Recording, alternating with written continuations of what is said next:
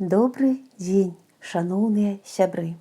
Сегодня я хочу вас познакомить с таким прыгожым сборником, який называется «Чарадзейныя словы». Гэты сборник уключае ў сябе казкі, вершы, апавяданні для дзяцей малодшага школьнага ўзросту. Укладальнікам серыі з'яўляецца беларускі пісьменнік Алесь Бадак, а афармленне зборніка зрабіла мастачка Майя Пракаповіч. Тут уключана шмат цікавых апавяданняў пра дзяцей, пра іх учынкі, а мы з вамі сёння пачытаем твор Ніны Мацяш, беларускай пісьменніцы, якое называецца «Залатое сэрца». Жыў на свеце адзін чалавек. Нічым знешне не вылучаўся сярод іншых людзей, але ўсе ведалі, што ў яго грудзях алавянае сэрца. На кожнага, хто страчаўся з ім і пачынаў размову, нібы навальваўся нейкі цяжар, а з твару надоўга знікала ўсмешка. І людзі сталі пазбягаць гэтага чалавека з алавяным сэрцам, і неўзабаве ён апынуўся ў поўнай адзіноце. А жыў у той мясціне яшчэ адзін чалавек. І хоць таксама нічым не вылучаўся сярод людзей, але ўсе ведалі, што ён валодае дзівосным скарбам, сэрцам з чыстага золата.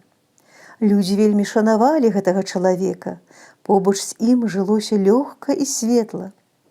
Чалавек з залатым сэрцам заўсёды быў гатовы прыйсці на дапамогу кожнаму, хто трапляў у бяду. Таму ён заўсёды быў акружаны людзьмі. Чалавек з алавяным сэрцам страшэнна зайздросціў чалавеку з залатым сэрцам.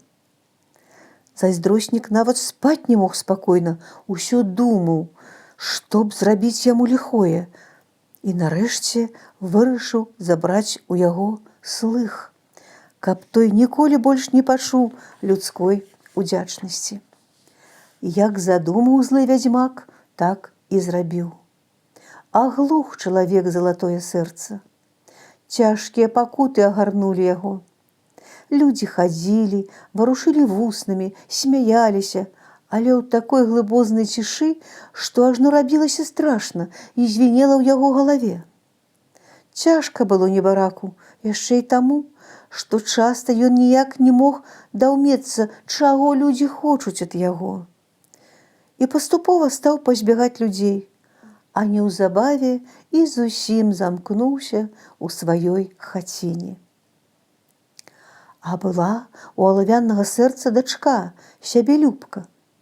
Калі яна нарадзілася, вядзьмак падарыў ёй чароўную палачку з бліскучым чорным наканечнікам.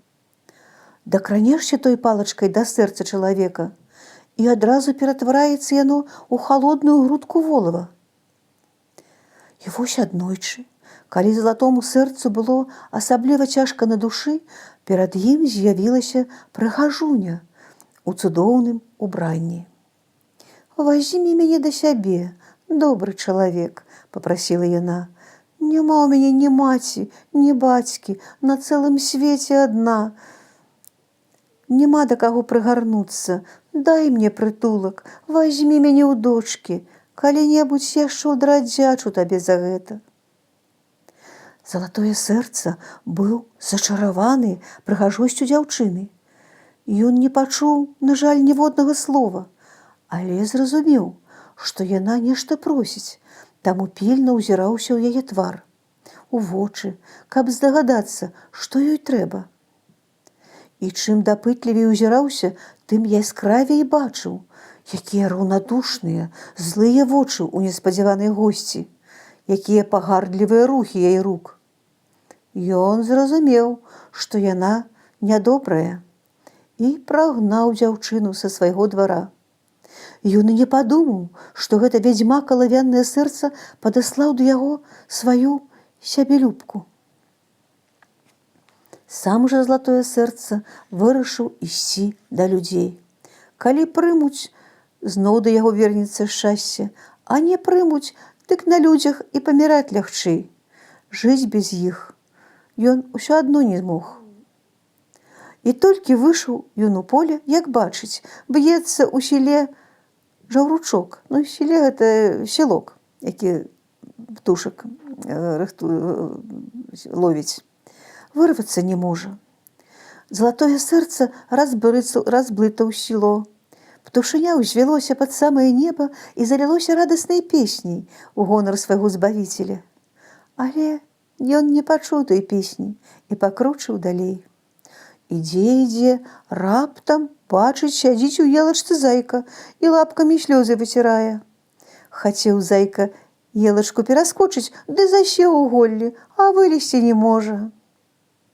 Вызваліў залатое сэрца зайчыка, той шчасліва піскнуў «дзякуй» і памчаў дадому.